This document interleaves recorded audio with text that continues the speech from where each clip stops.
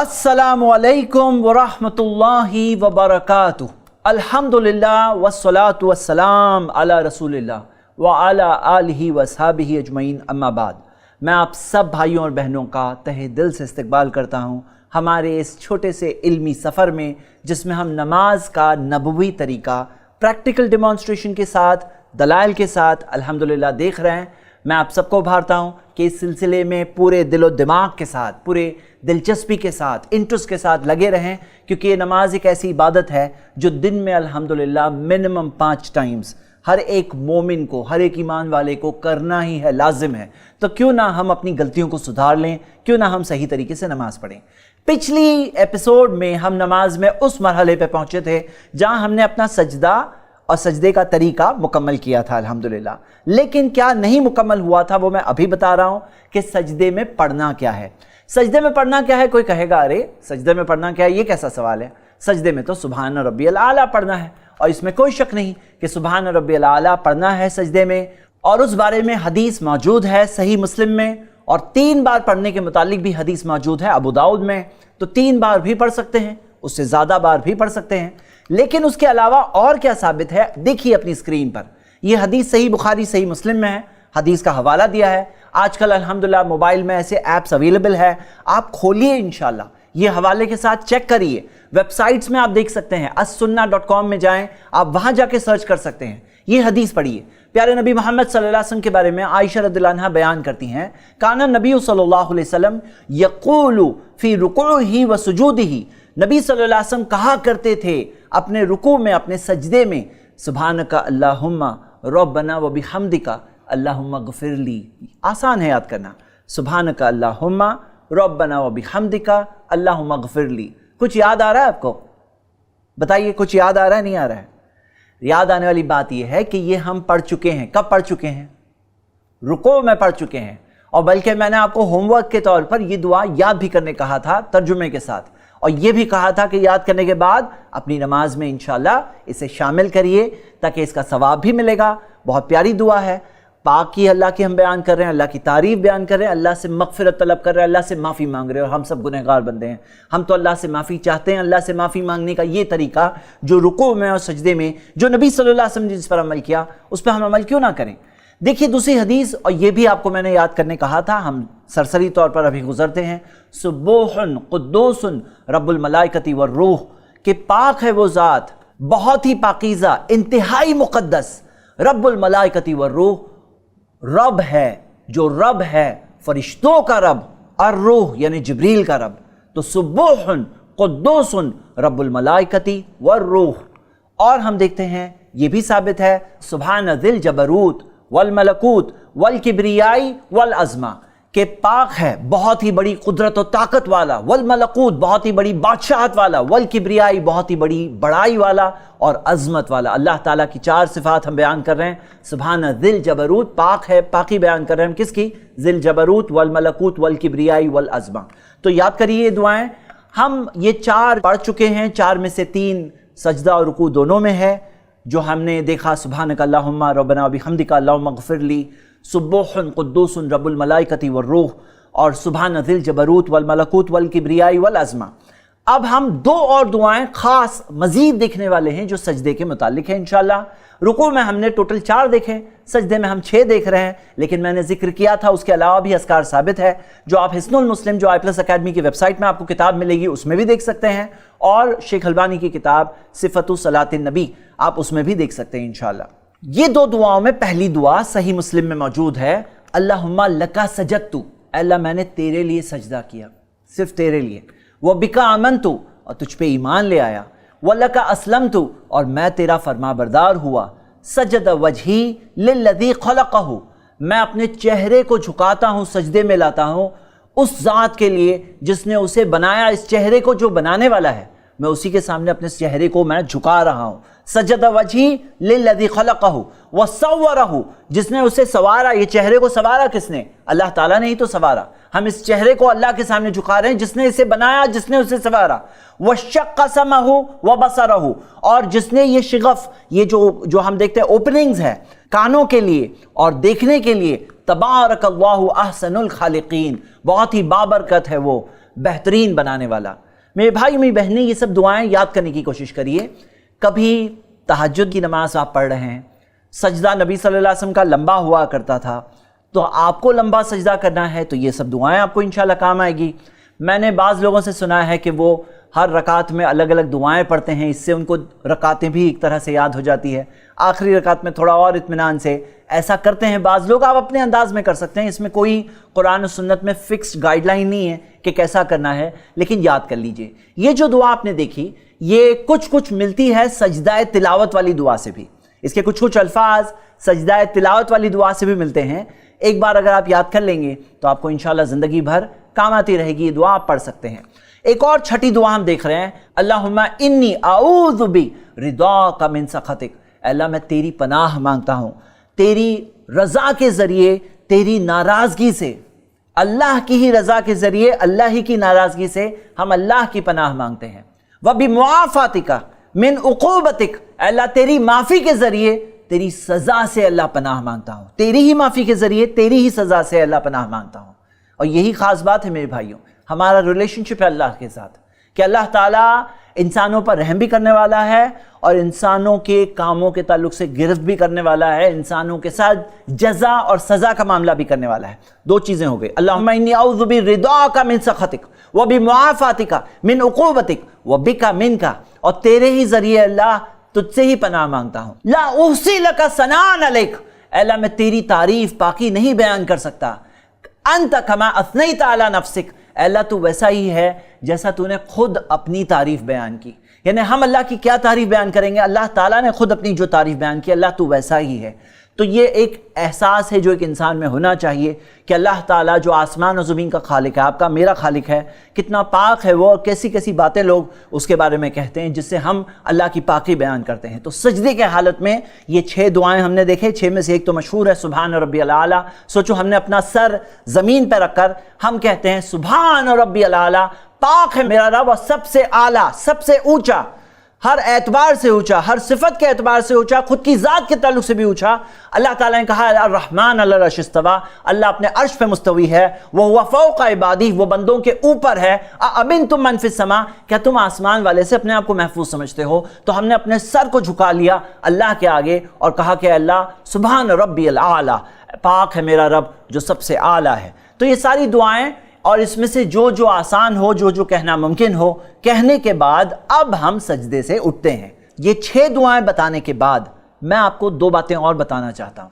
سب سے پہلی بات، صحیح مسلم کی حدیث دیکھیے آپ کی اسکرین پر ہے، پیارے نبی محمد صلی اللہ علیہ وسلم نے فرمایا اقرب ما یکون العبد من ربہ، سب سے قریب جو بندہ ہوتا ہے اپنے رب کے، سب سے قریب، وہو ساجد، جب وہ سجدے کے حالت میں ہو، فاکثروا الدعاء، تو کثرت سے دعا کرو۔ پیارے نبی محمد صلی اللہ علیہ وسلم نے کیا فرمایا کہ ہم اللہ تعالیٰ کے سب سے قریب کب ہوتے ہیں؟ جب ہم سجدے میں ہوتے ہیں۔ تو اس حال میں فاکثروا الدعاء، کثرت سے دعا کرو، بہت دعا کرو۔ اب ظاہر سی بات ہے دعا کرنے کے لیے وقت چاہیے پہلے تو جو فاسٹ سپیڈ والا سجدہ ہے وہ تو پہلے ہی آؤٹ ہو جائے گا۔ دوسری چیز یہ ہے میرے بھائی اور میری بہنیں، اس میں ایک مسئلہ اٹھتا ہے کہ دعا کرو تو کون سی زبان میں دعا کریں گے؟ تو اس بارے میں علماء میں اختلاف ہے۔ ایک ویو یہ ہے کہ فاکثروا الدعاء جب نبی صلی اللہ علیہ وسلم نے فرمایا تو اللہ کے رسول صلی اللہ علیہ وسلم کو یہ بات اللہ تعالیٰ نے وحی کے ذریعے بتائی، انہوں نے وہ بات ہم تک پہنچائی، وحی کے تحت ہی بتا رہے تھے نبی صلی اللہ علیہ وسلم۔ اور اللہ تعالیٰ جاننے والا ہے کہ ایسے بہت سارے لوگ آئیں گے آگے کے زمانے میں جو عربک زبان نہیں جانیں گے، مسلمانوں میں، ایمان والوں میں جو عربک نہیں جانتے اور پھر بھی نماز پڑھتے ہیں، تو پھر ان کے لیے کیا؟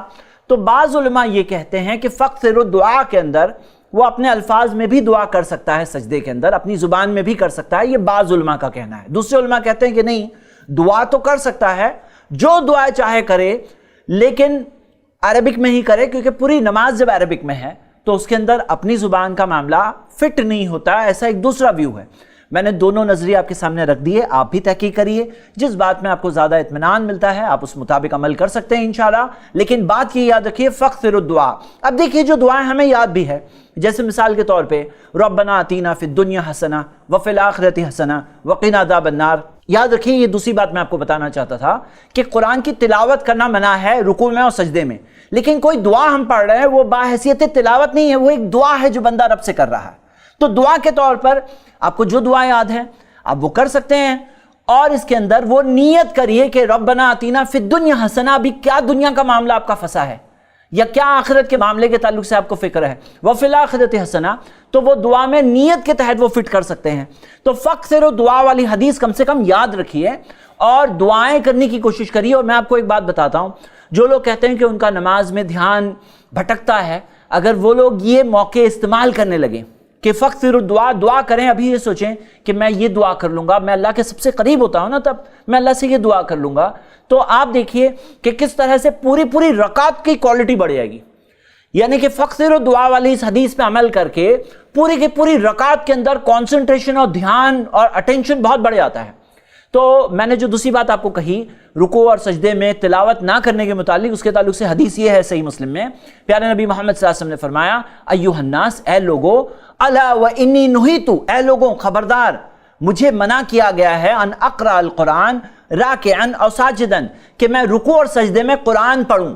اب دیکھیے قرآن پڑھنا، تلاوت کرنا ایک بہت اچھا عمل ہے، لیکن رکوع اور سجدے میں منع ہے۔ اب اس کے اندر کیا حکمت ہے؟ بہت سی حکمتیں ہو سکتی ہیں، اللہ بہتر جانتا ہے، لیکن سمجھنے کی بات یہ ہے کہ تلاوت کے لیے ایک جگہ ہے قیام، وہاں پہ تلاوت، لمبی تلاوت بھی کر سکتے ہیں، تراویح میں ہم دیکھتے ہیں لمبی تلاوت ہوتی ہے، لیکن ایک اور جگہ ہے رکوع اور سجدہ، اس کے اندر تلاوت منع ہے، مطلب ابھی تلاوت نہیں کرنا ہے، اب کیا کرنا ہے؟ دعا کرنا ہے۔ مطلب جو اذکار اور دعائیں ثابت ہیں وہ تو پڑھو ہی، ساتھ ساتھ میں فاکثروا الدعا، خود کی دعائیں بھی کرو، سب سے قریب ہوتے ہو اللہ کے، اس وقت پہ اللہ تعالیٰ سے مانگ لو۔ تو یہ ہم نے سجدے میں کیا پڑھنا ہے اور کیا اس کے رولز ہیں ہم نے دیکھا۔ اب سجدے سے اٹھنے کا وقت آ گیا، اور سجدے سے اٹھنے کے لیے میں پھر سے ایک بار دعوت دوں گا ہمارے بلال بھائی کو کہ وہ آئیں اور آ کر کے پریکٹیکل طور پر سجدے سے اٹھنے کا طریقہ بتائیں، تاکہ صرف تھیوری نہیں بلکہ آپ پریکٹیکل طور پر بھی دیکھ سکیں۔ تو لاسٹ ایپیسوڈ میں ہم کہاں تھے؟ ہم نے سجدہ کیا تھا، سجدے کے متعلق ساری غلط فہمیاں، غلط طریقے، مسٹیکس اور صحیح طریقہ ہم نے سب دیکھ لیا۔ اب آئیے سجدے سے ہم اٹھتے ہیں۔ ہم پچھلے ایپیسوڈ میں سجدے میں تھے، وہاں سے بھی اٹھیں گے انشاءاللہ۔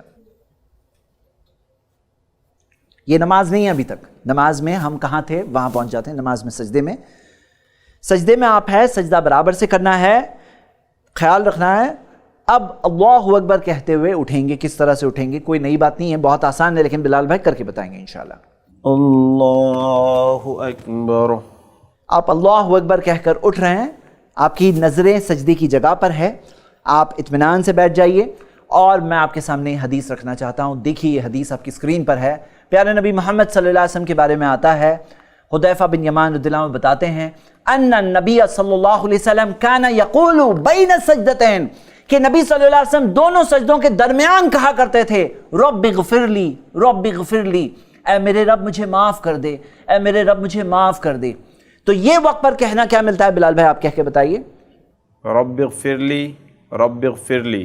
دونوں سجدوں کے درمیان اور کیا کہنا ثابت ہے، ہم اس بارے میں ایک اور حدیث دیکھیں گے۔ دیکھیے یہ حدیث آپ کی اسکرین پر ہے، سنن ابو داؤد سے ہے، حدیث کی سند حسن ہے۔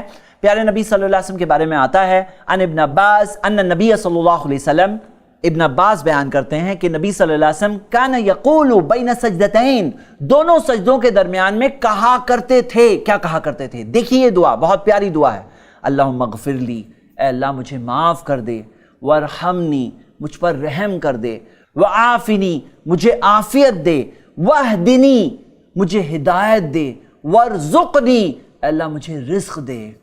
5 چیزیں، یہ 5 چیزیں ثابت ہے۔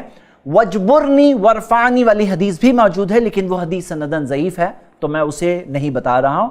یہ 5 چیزوں کی حدیث حسن سند سے ہے، ثابت شدہ ہے۔ ہم دیکھیں گے پھر ایک بار، اللہم اغفر لی وارحمنی وعافنی واہدنی وارزقنی۔ بلال بھائی آپ بھی ایک بار اسی پوسچر میں پڑھ کر ہماری آڈینس کو بتائیں انشاءاللہ۔ اللہم اغفر لی وارحمنی وعافنی واہدنی وارزقنی۔ یہ دعا الفاظ کے الگ الگ ترتیب کے ساتھ بھی ہمیں ملتی ہے، جس کے اندر یہ ترتیب آگے پیچھے بھی ہمیں ملتی ہے، اس میں کوئی حرج نہیں ہے۔ تو میرے بھائی میری بہنیں، مجھے پتا ہے بہت سارے لوگ دونوں سجدوں کے درمیان میں کچھ بھی نہیں کہتے۔ ایسا بھی ہوتا ہے کہ بہت سارے ایسے لوگوں کو یہ بھی یاد نہیں رہ پاتا ہے کہ دوسرا سجدہ ہوا نہیں ہوا، لیکن یہ دعا کے پڑھنے کے فائدوں میں سے ایک فائدہ یہ بھی ہے کہ سجدہ ہوا ہے نہیں ہوا ہے وہ بھی تھوڑا یاد رہنے میں آسانی ہو جاتی ہے۔ ایک اور چیز ہے, بہت پیاری دعا ہے, آپ دیکھ رہے ہیں بہت ہی جامع دعا ہے, اللہم اغفر لی, اللہ تو مجھے معاف کر دے. معافی تو ہم سب چاہتے ہیں. ورحمنی, مجھ پر رحم کر, رحم تو ہم سب طلب کرتے ہیں. وعافنی, عافیت ہم سب طلب کرتے ہیں. کیا آپ نہیں چاہتے ہیں کہ اللہ کی عافیت میں آپ رہیں؟ وہدنی, ہدایت تو ہم سب طلب کرتے ہیں. اور وارزقنی, اے اللہ مجھے رزق دے, تو رزق کی بھی طلب ہم سب کرتے ہیں. تو میرے بھائیوں میری بہنیں, یہ بہت ہی جامع دعا ہے. اللہم اغفر لی, اللہم اغفر لی, اللہ مجھے معاف کر دے, اللہ مجھے معاف کر دے. یہ بھی بہت پیاری دعا ہے. اگر آپ نہیں بھی کہتے تھے تو اب سے کہنا شروع کر دیجئے, اس میں کوئی بات نہیں ہے. آپ کو پہلے پتہ نہیں تھا. یاد رکھیے, ہمارا فیصلہ جو ہوگا وہ ہمارے آخری اعمال کے مطابق ہوگا. انما الاعمال علی خواتمہا, صحیح بخاری کی حدیث ہے کہ اعمال کا دار و مدار خاتمے پر ہے. یعنی اگر آپ زندگی بھر بھی نہیں کہہ رہے تھے لیکن لاسٹ میں کہنے لگے تو خاتمہ کس چیز پہ ہوا یہ دکھائے گا. تو اس میں یہ مت سوچو کہ میں زندگی بھر نہیں کر رہا تھا ابھی کیا کروں. ارے میں آپ کو میری بھی بات بتاتا ہوں کہ زندگی میں بھی میں نے بھی بہت سارے سال ایسے ہی زندگی میں نماز پڑھے تھے جس کے اندر یہ دعا مجھے بھی خود پتہ نہیں تھی, پتہ چلا میں بھی کرنے لگا. تو اس میں یہ بات نہیں ہے کہ میں نہیں کر رہا تھا ابھی کیسے کروں. بھائی ثابت ہے, دیکھیے آپ کی اسکرین پہ حدیث موجود ہے, پڑھیے اور یاد کریے اور نماز میں عمل کرنے لگے انشاءاللہ. ایک چیز کے تعلق سے میں آپ کو وارن کرنا چاہتا ہوں, نشاندہی کرنا چاہتا ہوں. یہ جو دو سجدوں کے درمیان میں بیٹھے ہیں یہ نماز کے ارکان میں سے ہے. جب نبی صلی اللہ علیہ وسلم نے اس صحابی کو نماز سکھائی جنہوں نے تیزی سے نماز پڑھی تھی, تو نبی صلی اللہ علیہ وسلم نے فرمایا ثم ارفع حتی تطمئن جالسا, پھر جب سر اٹھاؤ تو بیٹھو یہاں تک کہ اطمینان کی حالت میں ہو جاؤ. تو یعنی یہ بیٹھنا جو ہے اطمینان ملنے تک. مجھے یہ بات سمجھ میں نہیں آتی, جو لوگ فاسٹ سپیڈ میں اٹھتے ہیں اللہ اکبر اللہ اکبر, کیسے اطمینان آ جاتا ہے اتنا جلدی. حتی تطمئن جالسا, یہاں تک کہ اطمینان کی حالت میں ہو جاؤ. تو ہم یہ دیکھتے ہیں کہ وہ اذکار پڑھنا بھی ثابت ہے اور بیٹھنا بھی ملتا ہے اطمینان سے, اور یہ نماز کے ارکان میں سے ہے. آئیے ریویژن کرتے ہیں.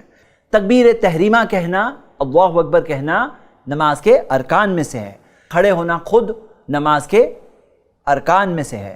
سورۃ الفاتحہ پڑھنا نماز کے ارکان میں سے. 3 ہو گئے سٹارٹنگ میں, درمیان میں 4 ہے. 4 میں سے پہلا رکوع, رکوع سے کھڑے ہونا, دونوں سجدے اور دونوں سجدوں کے درمیان میں بیٹھنا, یہ 4 درمیان میں ہے. 3 آخر میں آنے والے ہیں. 12 میں سے یہ ہم نے 7 الحمدللہ یاد کیے, امید کرتا ہوں آپ بھی میرے ساتھ یاد کر رہے ہوں گے. 2 سجدوں کے درمیان بیٹھنے کے متعلق چند باتیں یاد رکھیے. سب سے پہلی بات, نظریں کہاں رہے گی. اختلاف علماء میں زیادہ مضبوط بات یہی ہے کہ نبی صلی اللہ علیہ وسلم کی نظریں سجدے کی جگہ سے نہیں ہلی یہاں تک کہ وہ نماز سے باہر نہیں نکل گئے. اور ثابت ہے تو تشہد میں ثابت ہے, دونوں سجدوں کے درمیان میں نہیں ثابت ہے. دوسری بات کہ ہاتھوں کی پوزیشن کیا رہے گی, ہاتھوں کا پوسچر کیا رہے گا. تو اس بارے میں ہم یہ دیکھتے ہیں کہ ہاتھوں میں جیسے ہم تشہد میں کرتے ہیں ویسے یہاں کرنا ثابت نہیں ہے. اس تعلق سے ڈائریکٹلی کوئی بھی حدیث موجود نہیں ہے. بعض لوگوں نے اس میں تشہد والی حدیث سے قیاس کرتے ہوئے یہاں پر بھی وہ بات لائی ہے, لیکن وہ بات اس لیے ثابت نہیں ہے کیونکہ ڈائریکٹلی واضح طور پر کئی حدیثیں آئی ہے, کسی بھی حدیث میں یہ ذکر نہیں ہے کہ یہاں پہ انگلیوں کو ملا کر ایسے بنانا ہے جیسے کہ تشہد میں بنانا ہے, گرہ ایسے اس طرح کا ہاتھوں کو انگلیوں کو ملانا ہے, ایسے کہیں بھی ثابت نہیں ہے 2 سجدوں کے درمیان. تو اسی وجہ سے نظریں کہاں ہوں گی, سجدے کی جگہ پہ ہوگی. میں بلال بھائی سے ریکویسٹ کرتا ہوں کہ اگر وہ گھوم کر کے اس طرف بیٹھیں گے تو ہماری آڈینس آپ کے لیگز کے پوسچر کو دیکھ سکتے ہیں انشاءاللہ. پہلا طریقہ بیٹھنے کا اس طرح ہے جہاں نبی صلی اللہ علیہ وسلم اپنے بائیں یعنی کہ لیفٹ پاؤں پر بیٹھتے, جیسا کہ آپ دیکھ رہے ہیں لیفٹ پاؤں پر بیٹھتے اور اپنے سیدھے یعنی رائٹ لیگ کو کھڑا رکھتے. تو یہ ہو گیا پہلا طریقہ جو ہم تشہد میں بھی انشاءاللہ دیکھنے والے ہیں. بہت سے لوگوں کو نہیں پتا ہے کہ ایک دوسرا طریقہ بھی ثابت ہے جس کے تعلق سے سلسلہ حدیث صحیحہ میں موجود ہے, حدیث صحیح سند سے ہیں کہ نبی صلی اللہ علیہ وسلم ایقاع والے طریقے سے بیٹھتے تھے. ایقاع والے طریقے میں کیا ہوتا ہے, دونوں پاؤں کھڑے ہوتے ہیں. بلال بھائی ذرا آپ دوسرے طریقے سے بھی بیٹھ کے بتائیے. یہ تشہد کی بات نہیں ہو رہی ہے, یہ دونوں سجدوں میں درمیان میں بیٹھنے کی بات ہو رہی ہے کہ اس طرح سے بیٹھنا یہ بھی ایک ثابت شدہ طریقہ ہے. مجھے پتا ہے بعض بچے شاید اس طریقے سے بیٹھنا پریفر کریں گے, لیکن یہ بھی ثابت طریقہ ہے.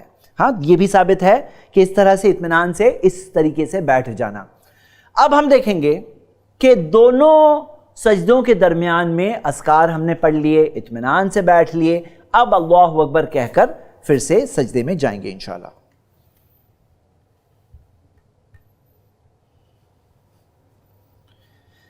آپ بیٹھے ہیں, آپ نے پڑھ لیے رب اغفرلی اللہم اغفرلی ورحمنی وعافنی واہدنی وارزقنی, آپ نے کہہ دیے. اگر وقت اور بچا ہے تو بار بار بھی اب پڑھ سکتے ہیں انشاءاللہ. اب پڑھنے کے بعد اللہ اکبر کہہ کر سجدے میں جائیں گے انشاءاللہ. اللہ اکبر. اللہ اکبر کہتے ہوئے سجدے میں گئے. دوسرا سجدہ ہم کر رہے ہیں. دوسرا سجدہ کرنے کا طریقہ ویسے ہی ہے جیسے پہلا سجدہ کیے. کرنے کے بعد یہاں سے اب آپ اللہ اکبر کہہ کر اٹھیں گے, اور یہاں ایک سیکھنے کی بات ہے, ہم ابھی دوسری رکعت کے لیے کھڑے ہونے والے ہیں. کھڑے ہونے کا طریقہ انشاءاللہ بلال بھائی بتائیں گے. بلال بھائی آپ اللہ اکبر کہہ کر اٹھیے اور طریقہ بتائیے. اللہ اکبر.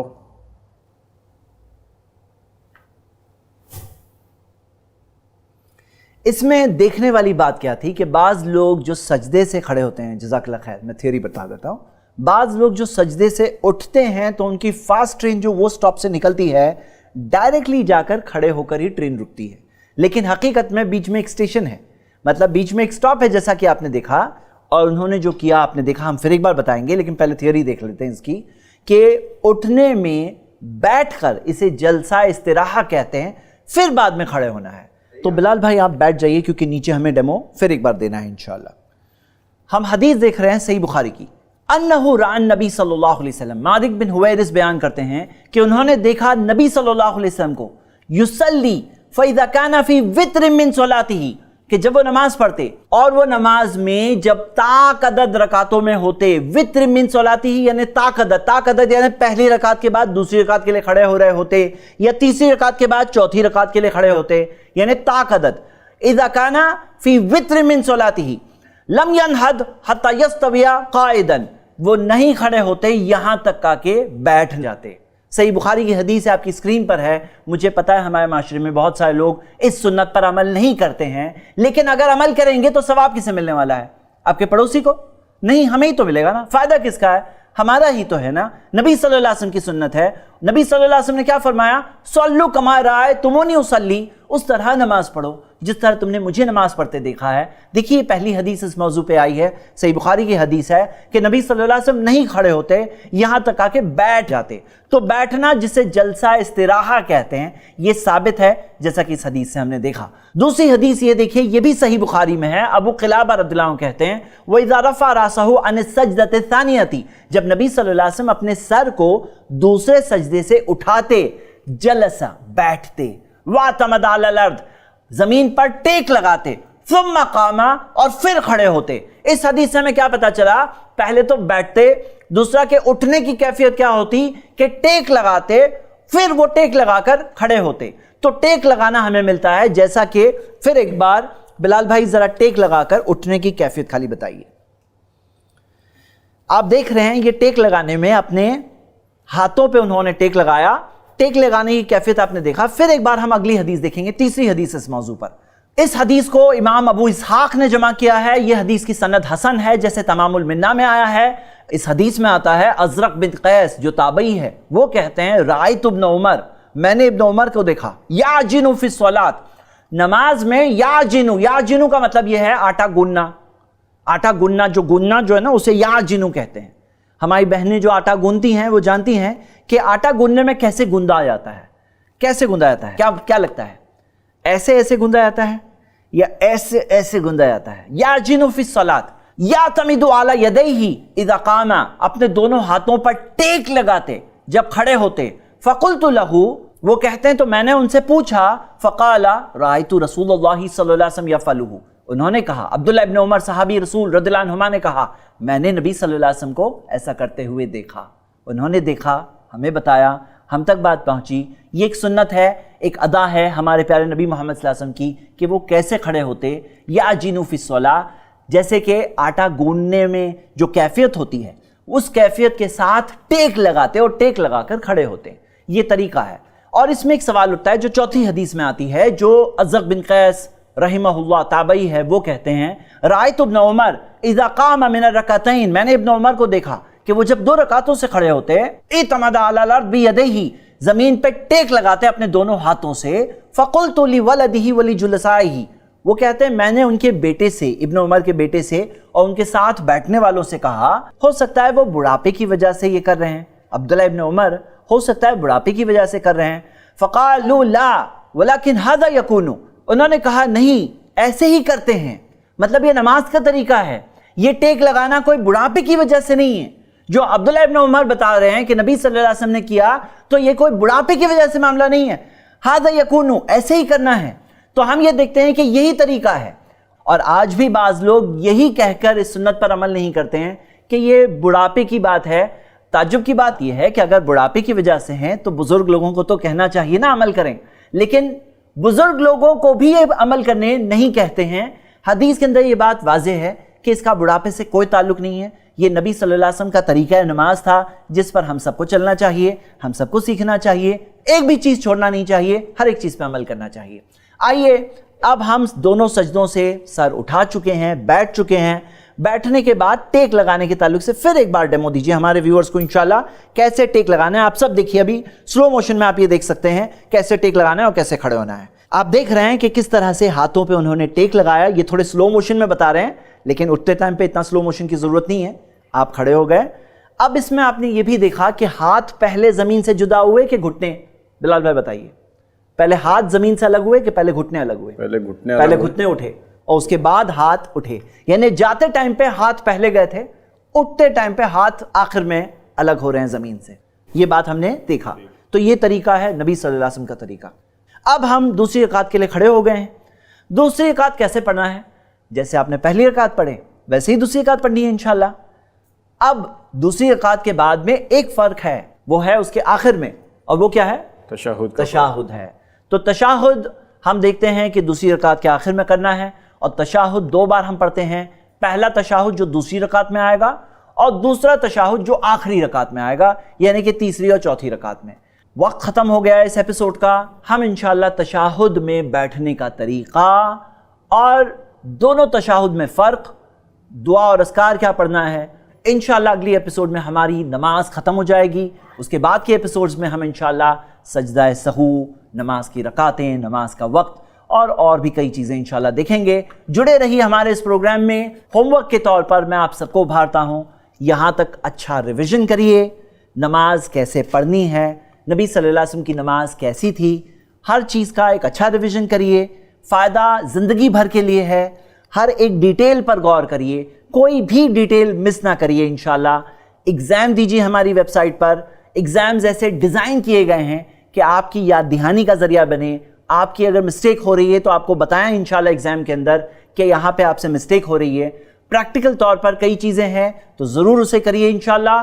پھر ملیں گے اگلے ایپیسوڈ میں. اللہ سے دعا ہے اللہ ہم سب کو نبی صلی اللہ علیہ وسلم کے طریقے پر نماز قائم کرنے کے اللہ ہمیں توفیق دے، اطمینان، سکون اور خشوع والی نماز پڑھنے کی توفیق دے. آمین. وآخر دعوانا ان الحمدللہ رب العالمین والسلام علیکم ورحمۃ اللہ. الحمدللہ. اس سیریز کو ایک بہن نے اپنے والد عبد الغنی دھوپاؤنکر اور والدہ ہاجرہ دھوپاؤنکر کے صدقہ جاریہ کے لیے تعاون کیا ہے. ایسے ہی اور ویڈیوز بنانے میں ہماری مدد کریں.